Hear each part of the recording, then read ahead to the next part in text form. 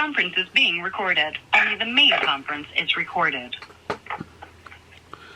I'd like to call to order the regular meeting of the Board of Directors for Roseville Community Service District. It is Wednesday, October 25th at 6 o'clock. Roll call. Director Greg Washington. Here. Director Alfred Wallace. Here. Director Rick Webb. Here. Vice President Ben Stewart. Here. President Byron Glennon. Here. All directors are present. We have a quorum. General Manager Kim Domingo. Here. Director of Public Works John Houghton. Here. I am the Director of Administration and the Board Secretary. My name is Sherry Tim. Do we have Legal Counsel John Komar with us? I am here. Good evening, John. Do we also Good evening, have do we also have our district finance consultant, Brad on the line with us? Not yet. He'll be joining us shortly. Thank you. Everyone up, please, and let's say the pledge. Ready? Begin. I pledge allegiance to the flag of the United States of America and to the republic for which it stands, one nation, under God, indivisible, with liberty and justice for all. May the God we just pledged be gracious to us and bless us and make his face to shine upon us. Amen. Any additions or changes to the agenda? No, sir. May I have a motion to approve the agenda? So moved. Motion, Director Stewart. Second. Second, Director Washington. All in favor say aye. Aye. Opposed, same sign. Motion carried. Public comments. Now's the time for public comments. Anyone out there who'd like to say something?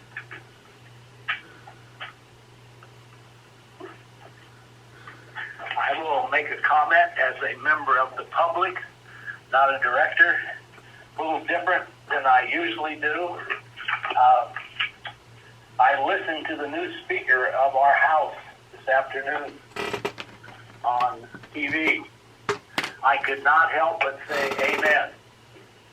When Mike Johnson said we need to return to a nation that puts our trust in God, not man, and return to one nation under God, that is our only hope. When he said that, taking the seat as the Speaker of the House, I couldn't help but say amen.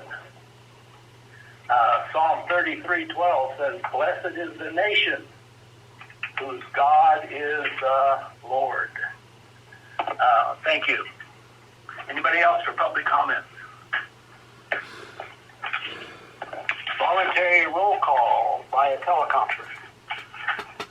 Let us know you're out there. That's not your district, Mr. Black. Thank you. Yes, Roseman News is here. John Joyce reporting. Good evening, John. Report. Hi, Byron. Al wants you to give a report. Your report will be later, right? Yeah. Yeah, it'll be up on YouTube so everybody can see it. There you go. Glad to have you with us, John. Thank you. All right. Consent calendar. We're going to have a information. It's only information only. We don't need to vote on it on CC1, the audit report. Presenter Brad. Is Brad there? Sure is, Byron. Good evening. How's everybody? Good evening, sir. Good. Good evening. Good. Well, happy to be here. Thanks for your attention on this matter. It's hopefully quick and easy. In front of you this evening is the recommendation to accept and file the 22-23 fiscal year audit. As you know, the organization each year is subject to an audit from an independent audit firm that is in conformity with generally accepted auditing standards. And these standards require that an independent CPA firm plan and perform the audit to obtain reasonable assurance about whether the financial statements are free of material statements. This audit examines evidence to support the amounts of disclosures in the financial statements. And I would just like to take an opportunity here to tangent from the report and thank district staff for several successive years of very smooth audits. We've been in a remote environment for the last 3 years due to COVID, which has added some complexities to it, and they have really stepped up and helped with the preparation of pulling invoices and payroll records and employee records and documents and processes and policies and resolutions, and we couldn't do it without the support of the staff at Rosamond. I just want to give a acknowledgement to everybody. It's a team effort to get this done so quickly and efficiently. The CPA firm then expresses an opinion on the fairness of the presentation of the financial position and the results of operations in conformity with generally accepted accounting principles. And so I'm pleased to report that for the fiscal year of 22-23, the district received an unmodified opinion, which is the cleanest, best opinion an organization can receive. We didn't have any findings. We didn't have any recommendations. There were no concerns from the audit firm about our internal control environment or the figures that are being presented in our general ledger as presented in the financial statements. The firm has been working with, or the district has been working with the firm Rogers, Anderson, Malady, and Scott for some time. I believe we're in their 7th year of their contract. We have a good relationship with the firm. They've added a lot of value to our processes and been a very reliable resource upon which to rely for new accounting pronouncements and the evolutionary environment of governmental finance in the legislative landscape. Their role, however, is not to make decisions or give any kind of direction, but to audit the conclusions the district has come up with on its own.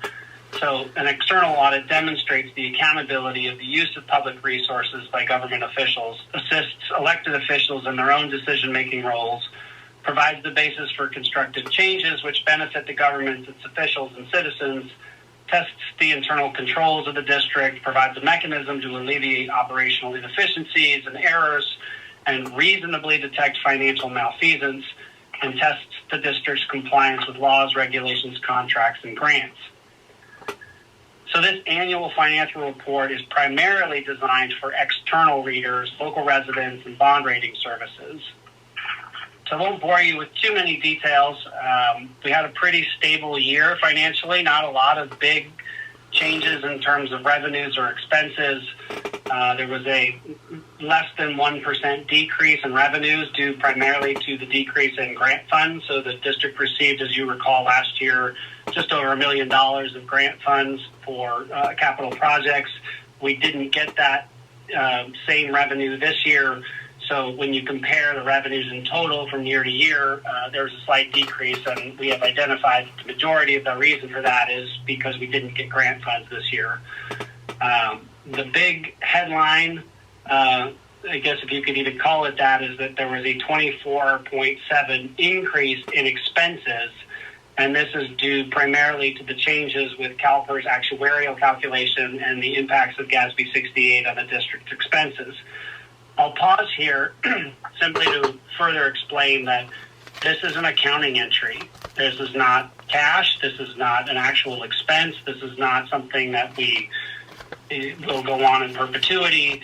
GASB 68 has brought on the full accrued unfunded liability from CalPERS for the district. And the way this accounting pronouncement works sometimes has these kind of swings from year to year based on economic performance and changes of assumptions, if they change the discount rate, all of which gets into a minutiae of weeds and vocabulary that I will not bore you with. But I want to add some commentary and comfort that a 24.7% increase in expenses is not necessarily representative of actual activity when it comes to how the organization is running from a financial prudence and fiduciary responsibility perspective. A little bit more detail, the district governmental functions, which are made up of street lighting, parks, and graffiti abatement, operated with a surplus over budget by $174,000. Governmental revenues came in over budget by $91,000 in the form of property taxes, special assessments, and interest earnings.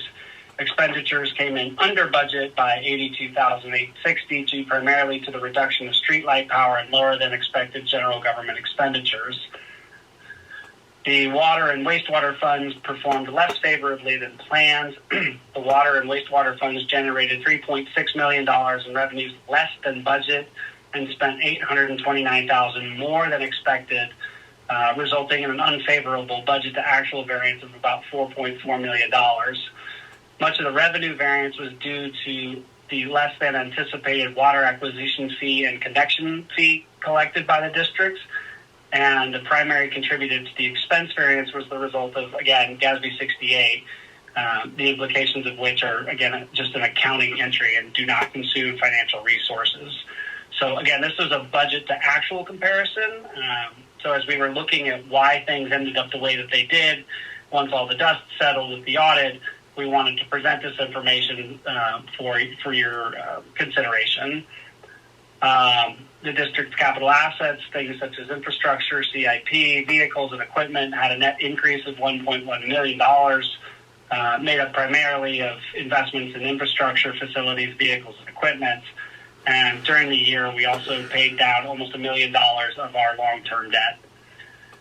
Let me see how much more of this you really need to know. It's all there for reading. It's boring stuff here.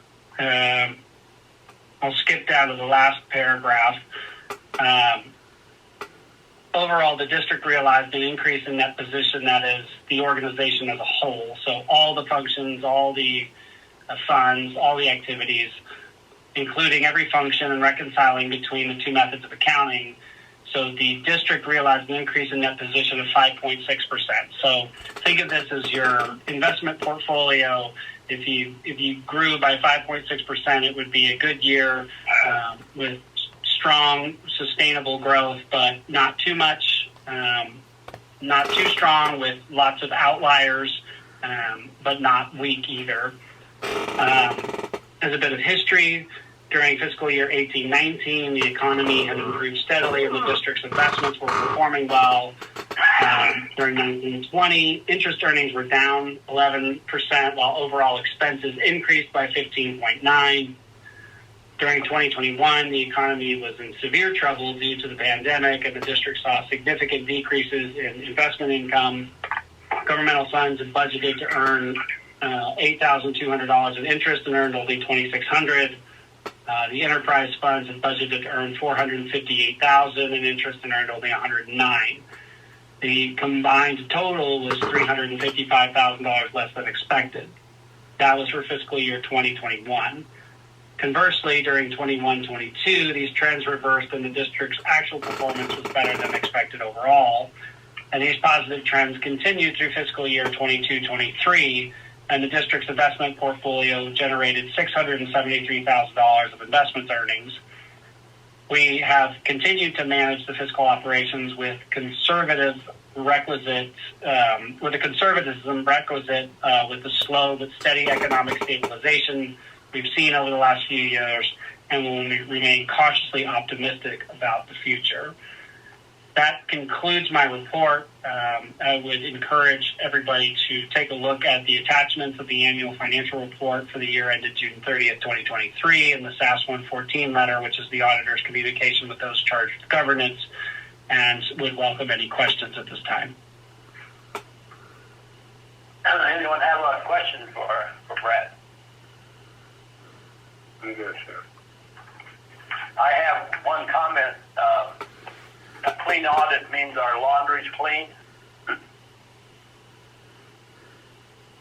I wish I could say that our external auditors were in the laundry business and we could just get rid of our janitorial vendors, but unfortunately that's not the way it works. Okay.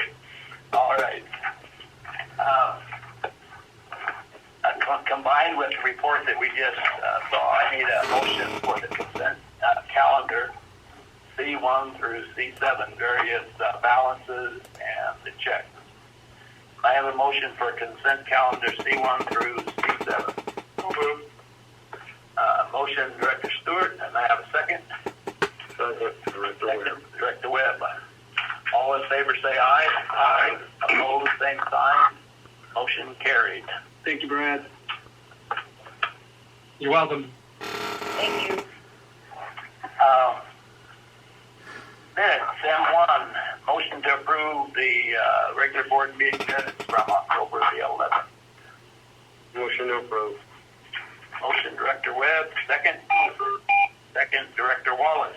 All in favor say aye. Aye. Opposed, same sign. Motion carried.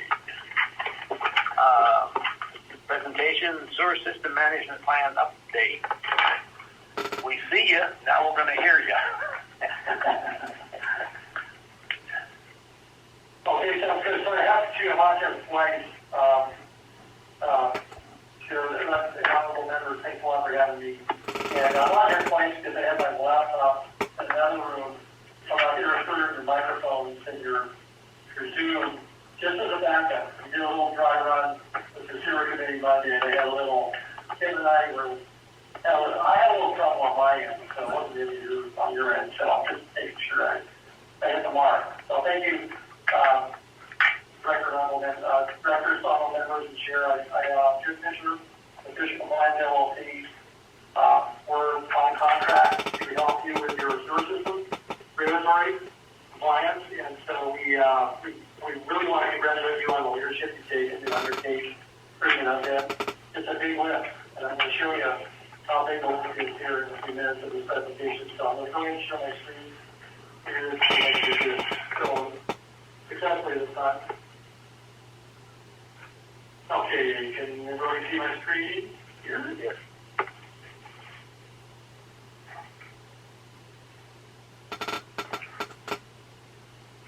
Is that coming through? Yes. Okay, good. Thank you. Okay, Tim, I want to thank you and John and Dono and your whole team for participating in this. You couldn't do some of these projects all these without them. So on the whole cable, there's things I'm missing here. Please jump in for the board.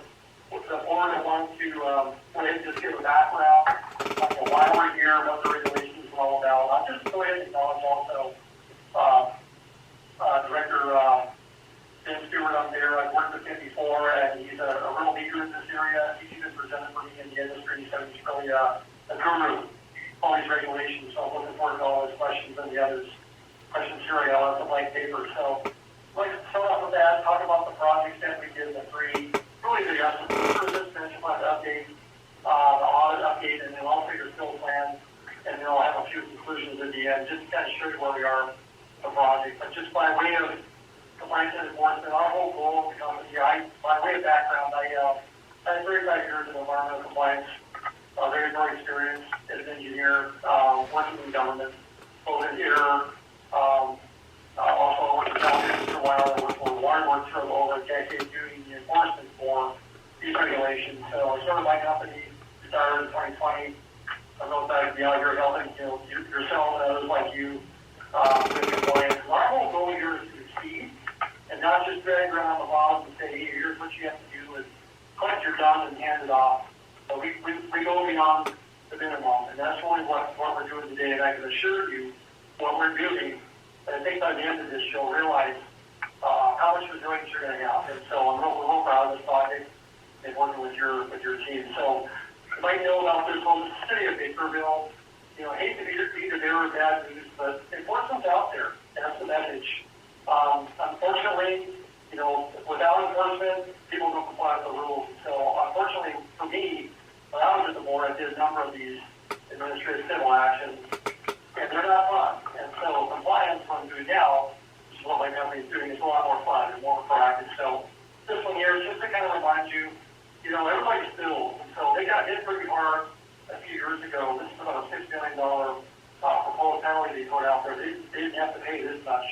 But violation 8 is what I want to bring to the board's attention.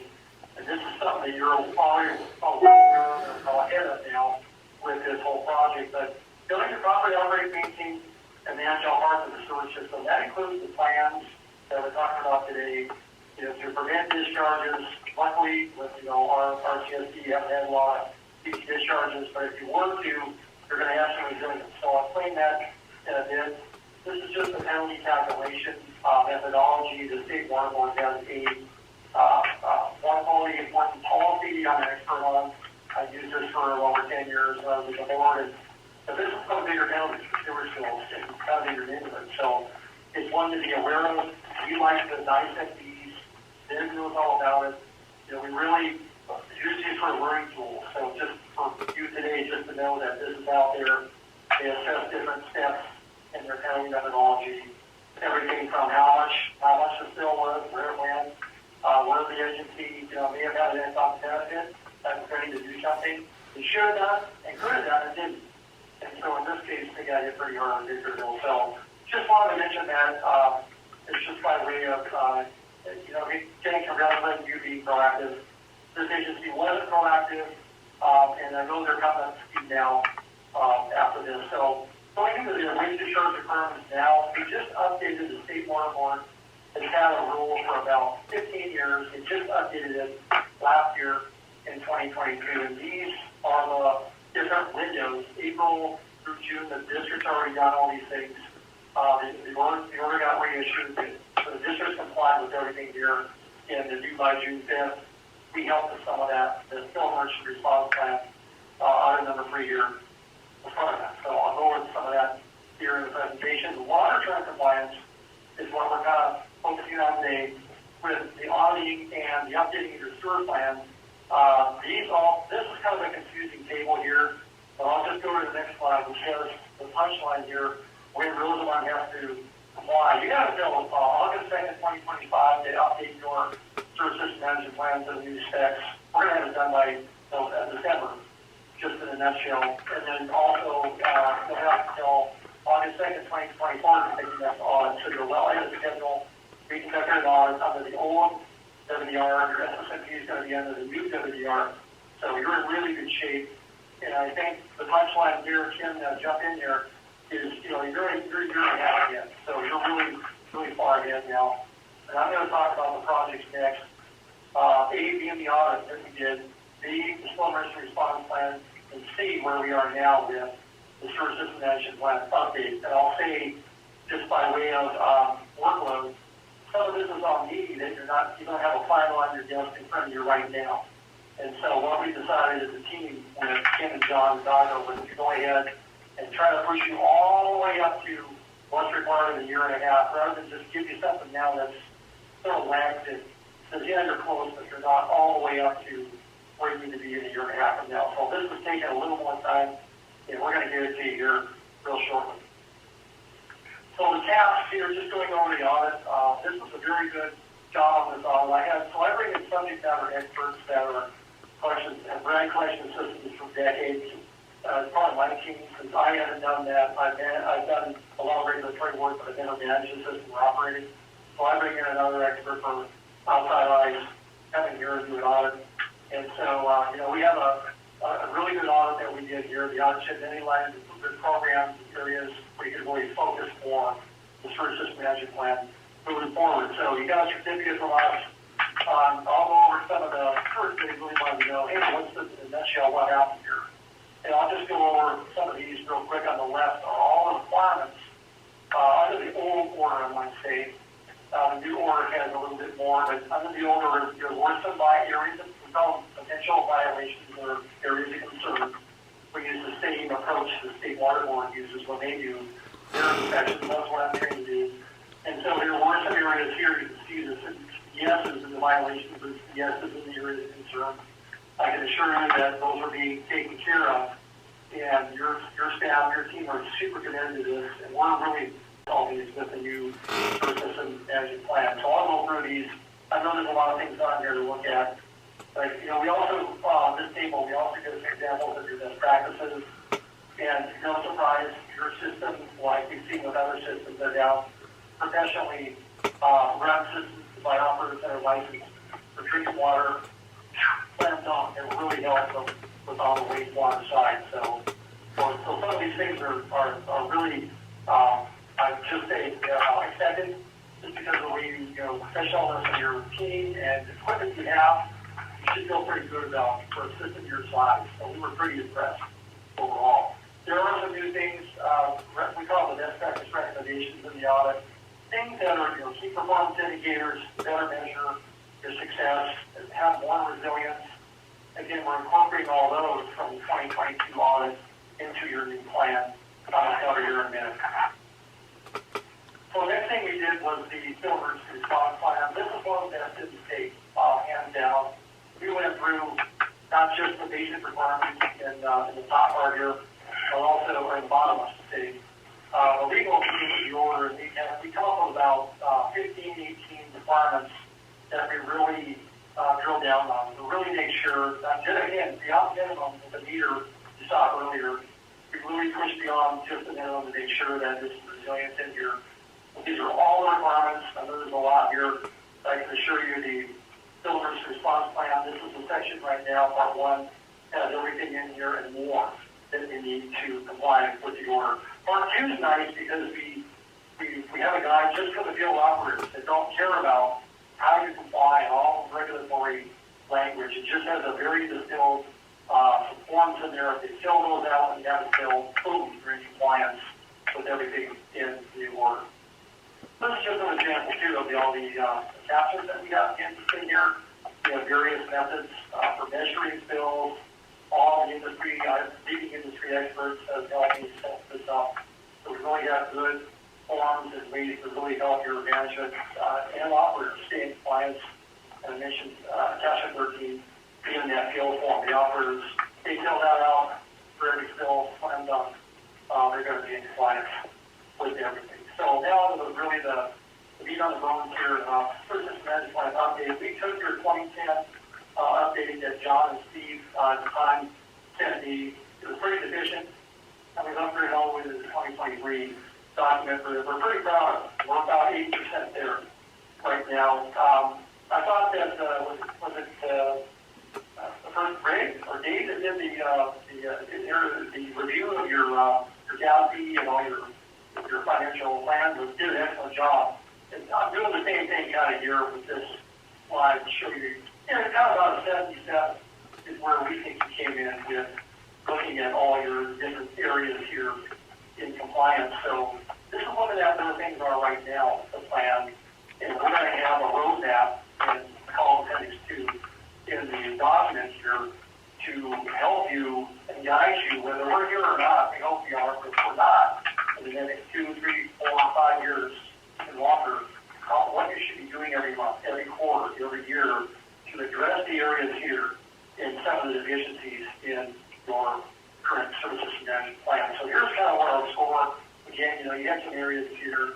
You see the yellow bars over here, the 60s and the 70 degrees. Those are areas that we're going to help you focus on in the next coming. That is 2 here. And that's where we do these yellow areas here or some deficiencies here where things aren't quite up to par with these requirements on the left. But again, it will be a really good, Appendix 2 is going to be the key to having you visit this on a regular basis to make sure that you're working bites yourself off one by the time, all the way up to when you are fully compliant with the permit. And this is just another table that's in here, another excerpt to just show you how to kind of prioritize in the system requirements, where you should count 1, 2, and 3 priorities. Number 1 being probably first. Things you should be working on. Priority number 2, that's in line. Priority number 3, not really all that important. So that's really key for your system and will be a helpful tool as you roll forward with the new plan. I find some of the everybody's been asking, well, how do we compare to some of the other people in our area? So I thought, you compared to some of the other agencies in your area, Victor Valley, Victorville, Lancaster, and you can see Roseman here in green is you don't have very many spills out of the sewer system. So your number of spills per 100 miles of sewer looks pretty good compared to everybody else in the region. You had a blip here in 1 year, one year of spill, a sizable spill. Same thing here with volume. You're down the weeds. So we're going to have we have a performance report in the document I think you'll be pretty happy with as we'll compare you maybe with these and maybe some other agencies in the area, just so you kind of get a report card where you stand in the order. So now I'm just going to leave you with a couple things at the end here of kind of what we have going on now. October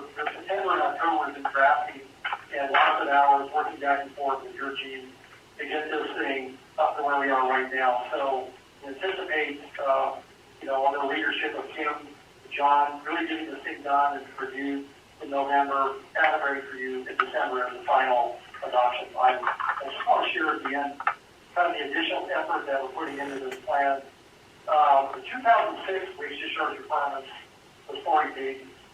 The reissued waste discharge requirements order in 2022 is 85 pages. So it nearly doubled in size.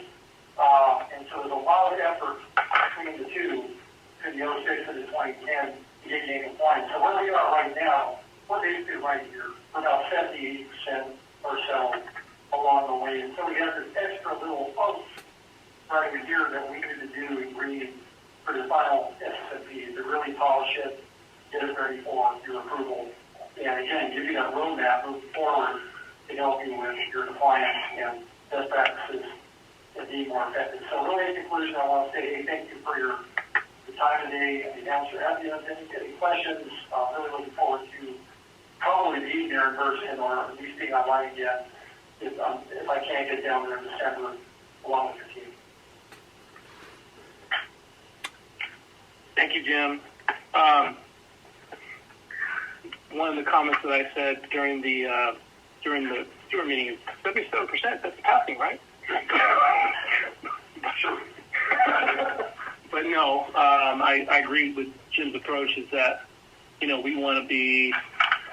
I think the feeling or the direction we've always had from the board is that we want to be top notch, and you both funded it and funded the sewer side of our operation and expressed verbally that you expect our system and our plan to be top notch. So I thank Jim for the presentation. We'll kind of let you know where we're at and why it's taking this long. We've been talking about it for a long time, but we are getting close to the finish line. So glad to entertain questions, and that's why Jim's here. You know me, I always have to have some more sewers. So one of the questions I got for you, Jim, the due dates you were showing, is that just Rcsd's due dates, or are they like, we submitted on this date, so we have this long to update to, or is that across the board, everybody in the state has to submit at that time? I got you. You look on the table at the near the beginning. Yeah. That's for just your system. That's just our system. Yeah. And they break it down by, let me think, pull my memory a little bit here. I can shoot you a slide that shows, all 100,000, between 10,000 and 100,000. That's where you are. And so that's the schedule for 10 to 100,000 is 2025, mid-2025 for the next SSMP. The idea is to spend order. And then by pretty much the same time, a little earlier for the audit. Because what we do is we have until the middle of 2024 to stop the review period, but then you have 6 months to get the audit done, report done. So it comes up to be not exactly the same time as 25. The early 25, the mid, it would be the SSPSC. With this being a living document, and as we know, the WER is still ironing out the wrinkles, we could always reach out to you in the future to help us make sure that we maintain compliance with the state. Is that correct? Absolutely. I mean, I look at that would be an honor, especially work with you, because you're so experienced. We unfortunately we're very fortunate to have more early days to audit under the leadership of Bruce and Ben over at Lancaster. We audited their system, and so we kind of got a vibe of the area and got to know Dan a little bit. And so I would say absolutely, and I can tell you this: that we're fortunate that we submitted we responded to an RFQ for developing updating guidance for their order, the new order. And so they selected us. So this is going to be a great project. So we're going to have guidance pass off to you, to everybody that's struggling with, how do you comply and what does it look like and what's the state per thing. I think it's going to be great. So that guidance should be available in the spring, summer, and we'll be presenting on it next year at California Water Environment Conference in Sacramento. If you have to come up, hopefully you can make it up. But yeah, we'll be following that closely. The guidance will be the key. We'd be happy to stay involved as much as you need us. And my last one, I'll let other people talk if they have questions. Hypothetical, say we didn't want to do any of this. Say we said we're not submitting things, we're not doing any of this, and we go under what's called consent decree.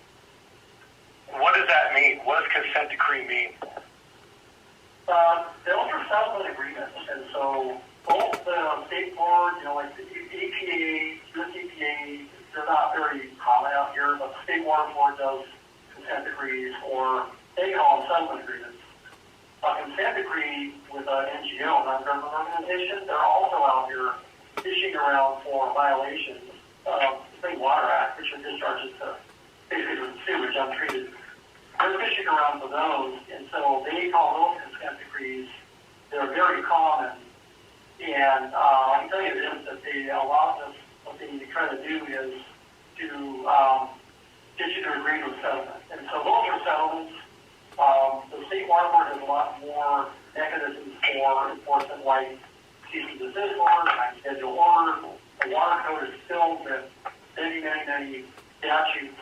If you don't agree to those, you can absolutely go into a proceeding. I participated in those as an expert witness. You can absolutely contest those and say, we don't agree to what the board thinks, the board staff, for a spill, for example. We think we have our own, we stand by our own numbers and, subsequent penalty, if you will. And so, yeah, those, you don't have to do a consent decree with the state board, or a settlement agreement, I should say. You can absolutely contest those in front of the hearing board, which would be the Lawton Regional Water Board. But you have to make sure you have your ducks in a row. You can't just say I don't agree and go in there and... Yeah, how many usually, I did enough enforcement to last me a lifetime, so I don't really do enforcement, but I support people that are absolutely up against the wall. We have somebody right now that's just calling us saying, hey, Jim, you happened to inspect us when you were the board 13 years ago, and now they're coming out. What do you remember? And we're like, sure, we can tell you. We can do the compliance thing all day long, and that's where we're most comfortable. So, I just say, the more of this you do, the more resilient you're going to be against an inspector or against a decision by a board that moves forward on action. Thank you, Jim. Good question, though. And, if you don't have to ask the question, well, do we just wait for them to come get us? Or, a lot of people do that. They say, well, we're not going to put the effort into doing what you're doing.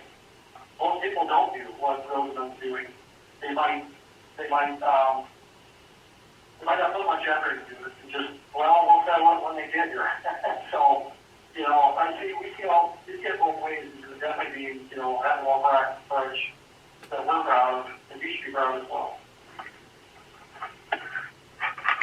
Any other questions? Comment? I have kind of a look at it. We were forced into changing from just a pond system of evaporation to solving our nitrate problem because the hot would be after us. And we also benefited by creating new water that we can count as water towards the ability to pump. Had we not done that, we would have still been in trouble with hot, wouldn't we? Had we not changed our system. Well, you had to solve a problem. The problem was the nitrate issue so you had to solve that problem. So you got a byproduct that is actually serves another benefit. Yeah. The solution would have cost us, without doing the system we have now, just trying to solve the nitrates would have cost us more money than we spent for the system. Correct. Yeah. Then we got a world-class system out of it also. Yep. Yeah. So we got a 2-for-1. Absolutely. That's pretty good. That system's running pretty well. I don't have any problems with that permit or anything. There's the board having you for monitoring reports. No, our operator does a really great job in responding, and we've got some things that we still have to do, but we're getting just like this SSMP. Constantly working on what's great to hear on the treatment side. And the area we're moving into now, we actually just we have fortunate to take up a lawyer that just retired. She separated to us just a few weeks ago, and so we're going to take her up to help people with permits. And I know there's a lot of people out there that have a lot of extra monitoring that they don't think is necessary. So when the renewal comes up, she's available to kind of help, review what we're proposing and what the board's proposing to help negotiate a better deal of monitoring. and other permit stuff. So, but that's good to hear. Sounds like you're really doing well with that. Any other questions? I'm fine, thank you. Again, thank you for the presentation. Thank you, Jim. It's our pleasure. We're looking forward to seeing you in December. All right.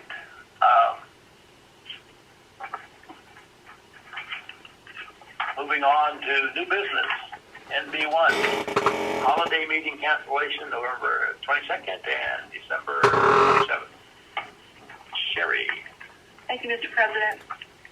Regular board meetings scheduled for the week of Thanksgiving and Christmas have traditionally had no significant business to conduct.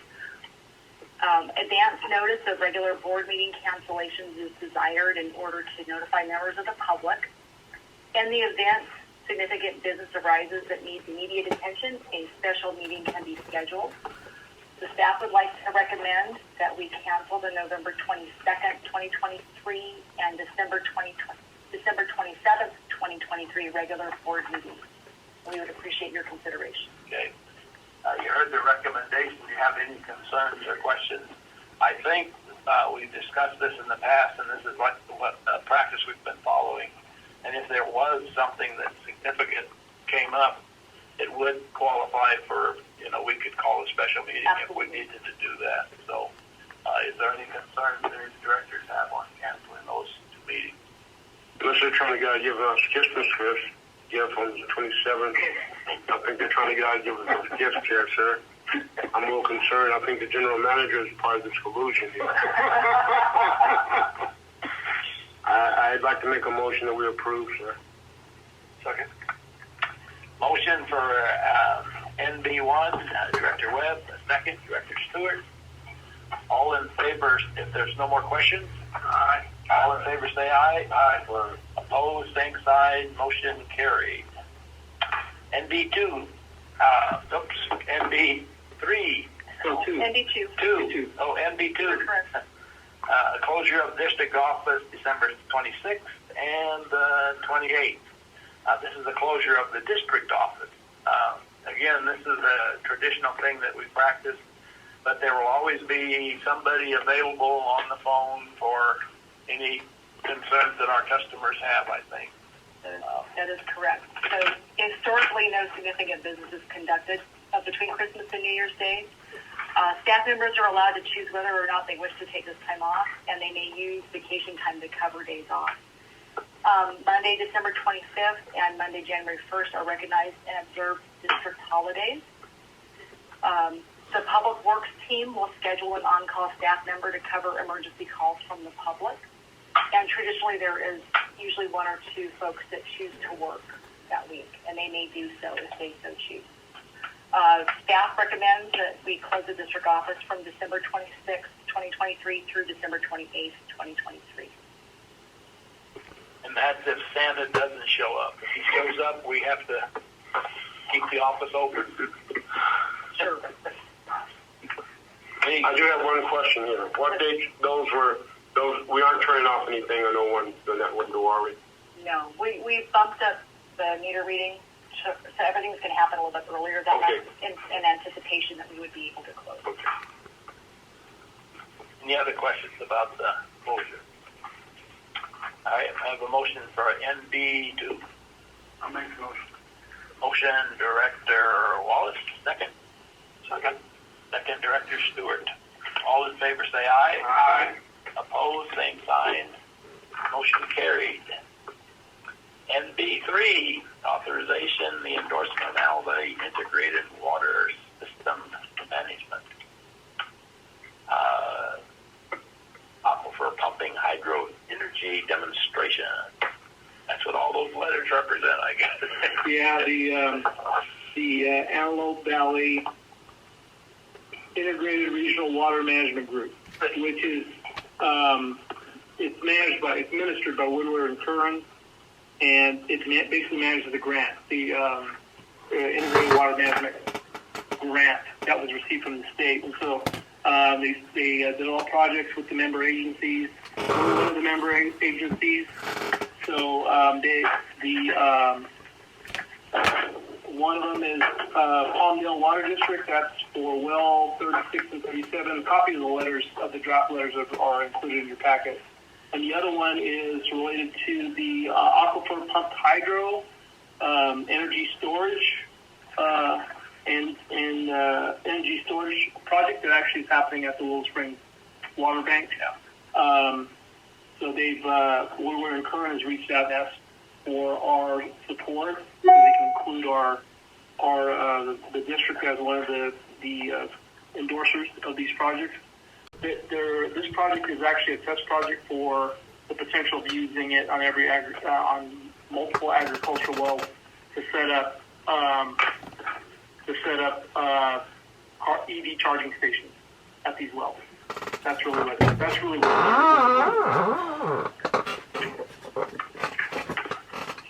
Any other questions about giving a letter of approval or recommendation of participation? All right, I have a motion for NB3. Motion for NB3. Motion, Director Washington. Second. Second. Second, Director Stewart. All in favor, say aye. Aye. Opposed, say aye. Motion carries.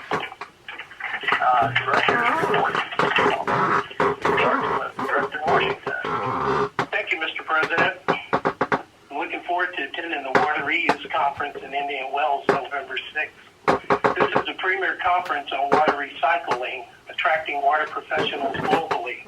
I look forward to networking with these industry professionals, building relationships that can only benefit the people we serve. This past Monday, I attended the High Desert Water Banking Ceremony out on 300th Street West and Avenue D. This water bank is a collaboration between Metropolitan and ABAC that will be able to store up to 280,000 acre-feet of water with an annual recovery or recharge of 70,000 acre-feet yearly. That's about 40,000 acre-feet of water short of Castaic Lake's capacity. So it's pretty impressive what's going on out there. The project provides Metropolitan a reliable dry year water supply, as well as providing ABAC with a new revenue source and platform for water banking expansion in the future to serve its own water demands and potential partners. And lastly, to those in the community who frequent Castaic Lake for recreational activities, the lake is currently closed due to elevated algae blooms. For those out there who don't know what causes algae blooms, it's normally a spike in nutrients in the water, normally caused by rainwater runoff. Back in the day, they used to dose the lake with copper sulfate using a helicopter and huge drop bucket. I might be outdated on that practice, so that was like 10 years ago. But I do recommend staying away from the lake for a month or two. And that's all I have. Thank you. Director Wallace. Director Stewart. I'll say I have three things. I was on via teleconference. I was on the ABEC meeting last night. One of the things I took away was they had a financial report from a guy that works for Bank of America, and he said this was not Bank of America's stance, but one thing that I found interesting is he talked about the bond market is predicting the recession in 3 to 12 months. And it was pretty interesting to hear him talk about it and what they're doing to stay afloat.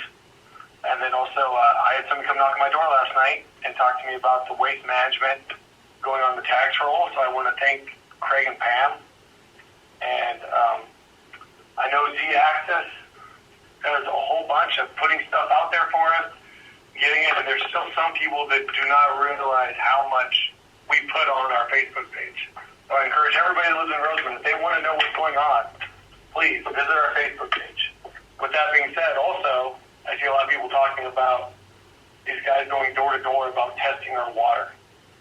And in my opinion, if you guys are concerned with what's going on with our water, feel free to reach out to the district. We're under regulations. We do our stuff. We do it right. You'd be notified if we weren't. So if you have any questions, please reach out to the district. I'll trust these salesmen there knocking on the door. You think the water's bad? Yeah. And it's actually better than bottled water, right?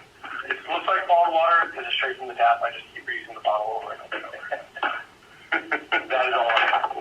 Thank you. Mr. Webb. Yeah, a couple of things. We haven't talked about, we've talked about the new water bank with AVEC. I'd like to get an update maybe at the next meeting around water bank, what the status, what's going on with it. I know there was some hot talk for a minute and things kind of slowed because there's some dynamics. I would. But the other question, last year, this time, we were really concerned about that project, Mr. GM, where they were going to bore down and we were concerned about them tapping into our water flow out there. We haven't heard anything else about it. Have you heard anything?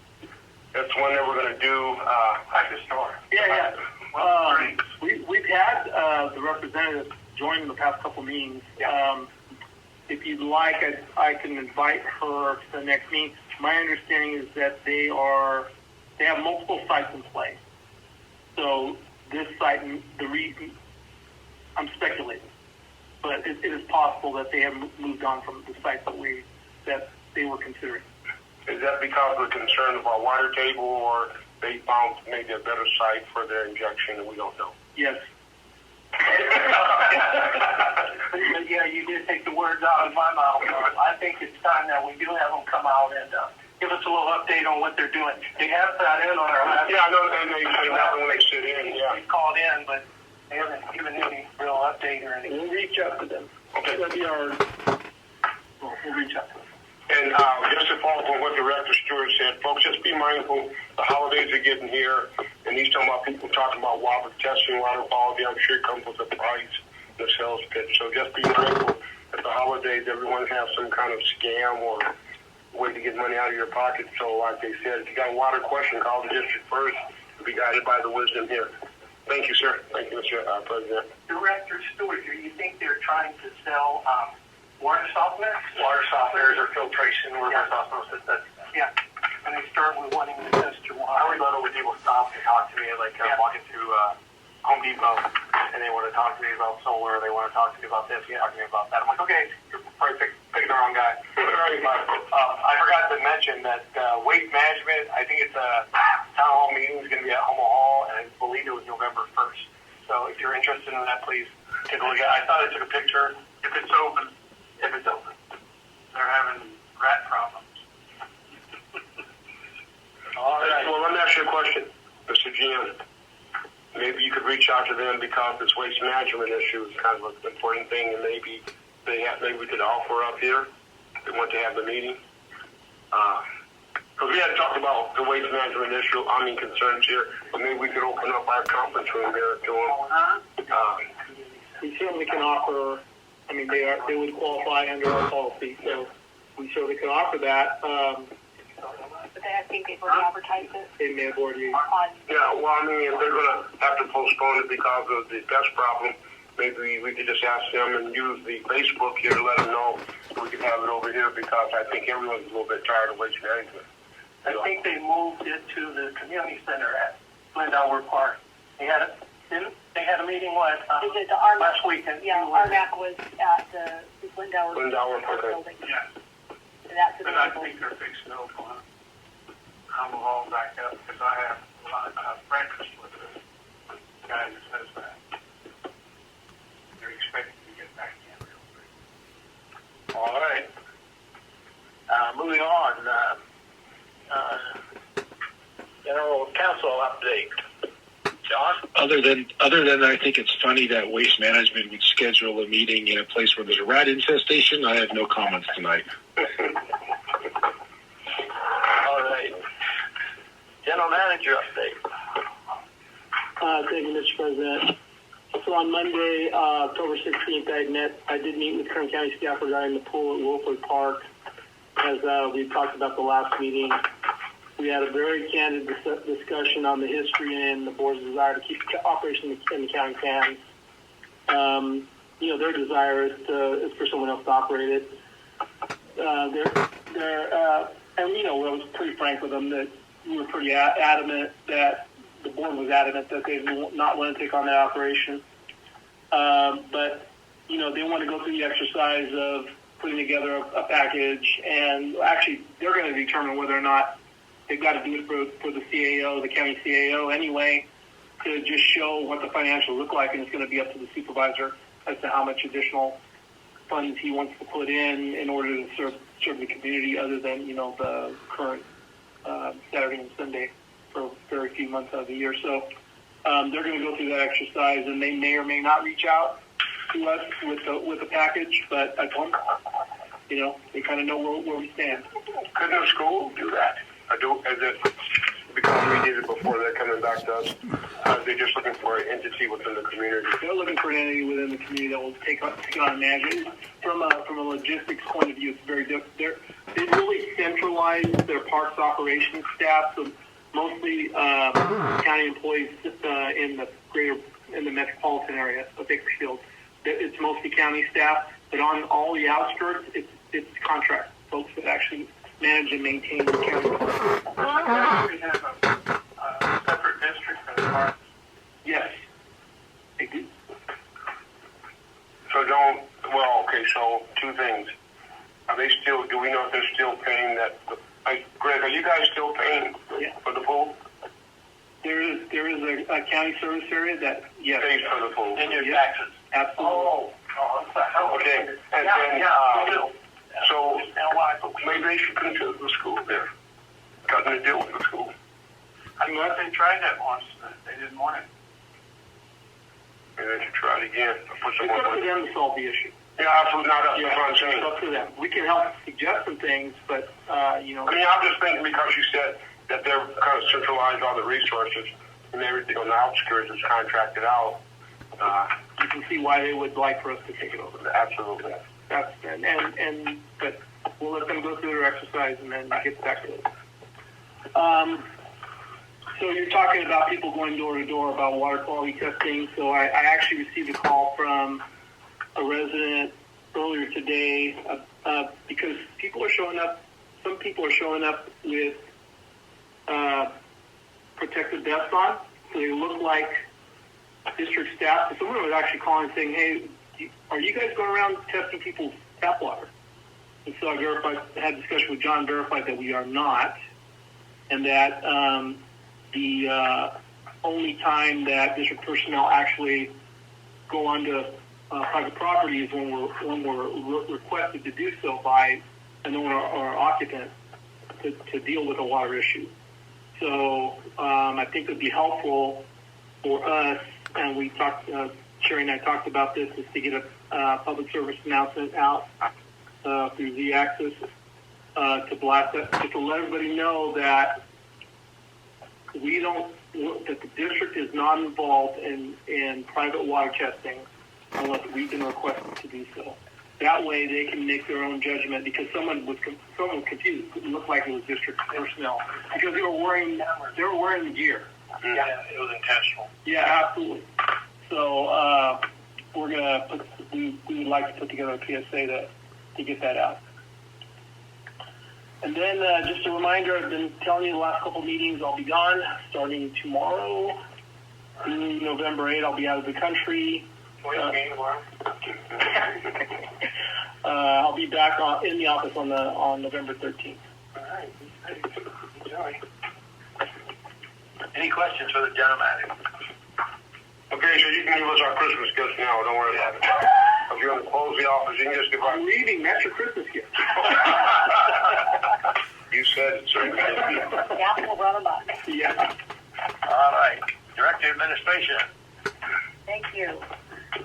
We have mailed out this month 113 notices of impending shutoff. We did that on October 16th.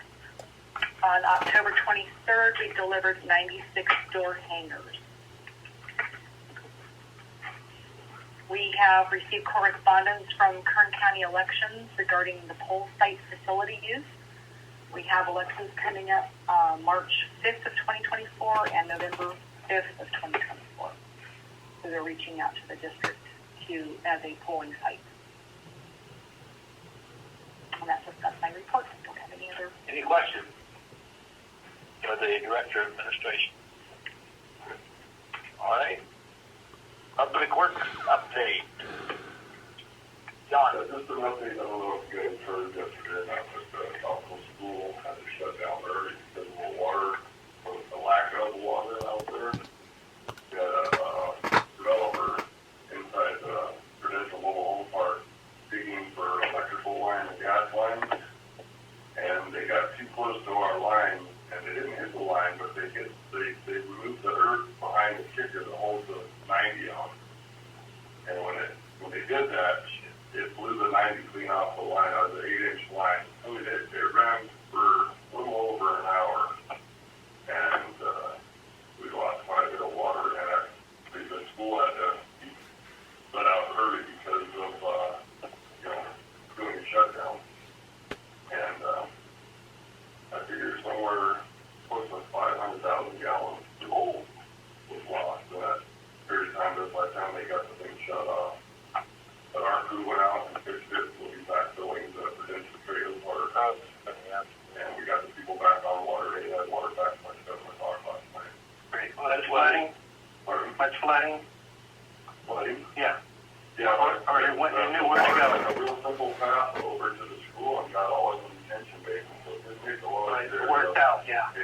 Great. Did it have anything to do with the project the school's working on back there? No, it was actually the trailer park next to the school there. Yeah. They're adding new electrical lines and gas lines from the park. Do they have to pay for that water? Parking. Do they have to pay for it? Somebody's going to pay for it, yeah. And our staff time? Absolutely. And our materials. Right. And I told Tim earlier you weren't here yet. We got permission from the owner to do the work. It was on their property.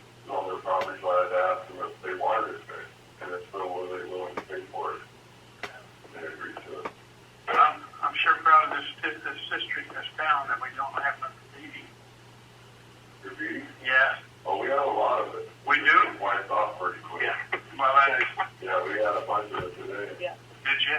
Yeah. You guys take care of that? Yeah. I'm proud of it. I'm proud of you guys. I've seen towns where it's bad, man. You get a lot of call-ins from residents? Yeah. Good. Because that's where it starts. They need We finally educated them on who to call instead of just complaining. Any questions for? Yeah, I have a comment here. It's a little off.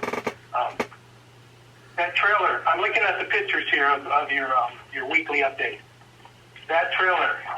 Someone's taking pride in that trailer there. I looked at that trailer really well. I looked at the chalk for the tires, the hubcaps, everything on that. I had a trailer like that. Could you tell us a little bit what's on that thing? It looks like it can do a few things. Yeah, so it's a sewer table trailer. Okay. And then we actually have a pressure washer mounted on the trailer, so when they go open the manhole, first, they obviously clean the lines first, and then they come back and pressure wash all the manholes and get all the debris off the side. So when they're done cleaning sewers and we look in the manholes, then pressure wash them. Great. And it doesn't take up a lot of room neither. That's what's cool A about it. camera in it? Pardon? A camera. We have our camera van coming, yeah. Because, years ago, up there at church, I couldn't find the laterals. Oh, yeah. They bought a trailer out with a camera, and they let me watch. Yeah. When the camera down the sewer line. Really interesting, man. Yeah, our truck's supposed to be ready. They mentioned maybe at the end of this week, if not next. You have a compressor on this trailer? Not a compression, it's a pressure washer. Pressure washer. Okay. And then just one more thing here. The piping here. Is that a valve off that T? I'm sorry. Oh, That's really expected. let's see. That's the connection. Yeah. That's where they extended the... Oh, yeah, that's here on Rosen Boulevard. and that's a valve that's kind of covered there? Butterfly valve. Okay. Yeah. And the operator is pretty accessible, huh? The operator, the valve operator. Yeah. Okay. Yeah. This is, Yeah, that's phone, just put that can't in help it. there. I come out of a water industry. Good. You guys put that trailer together and yourselves, huh? We actually bought the trailer and we just Put it, yeah. Very good. Clean the holders and stuff for the clams and stuff. They're graveyards. Yeah. Nice. Oh, it's nice. Good job. We actually took our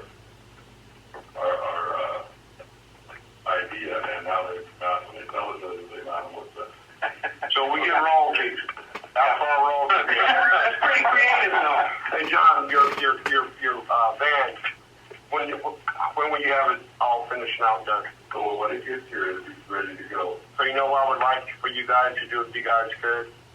Stage everything and take a picture of it and hang it up in the boardroom so we can see what we got going. Because that's nice stuff. So maybe stage all the equipment with your crew and put a picture up. Okay, that'd be nice. Now, so we came last week and picked up all of our camera equipment. And the van that we got to use van, but it was kind of last previously, so they just took out the little stuff to put our stuff in place.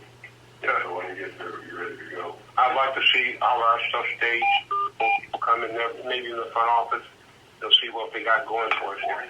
Any questions for the Public Works? All right. Any questions about anything? Yeah, but we don't want to ask them there. I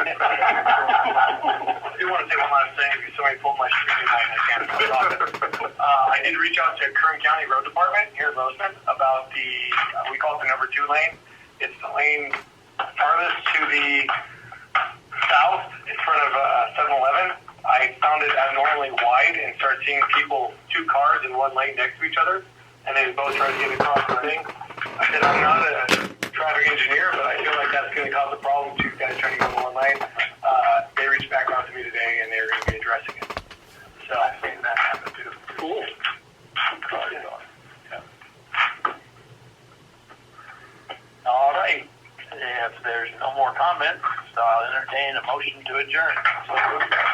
Motion, Director Stewart. Second, Director Washington. We are adjourned at 7:08. Have a good evening.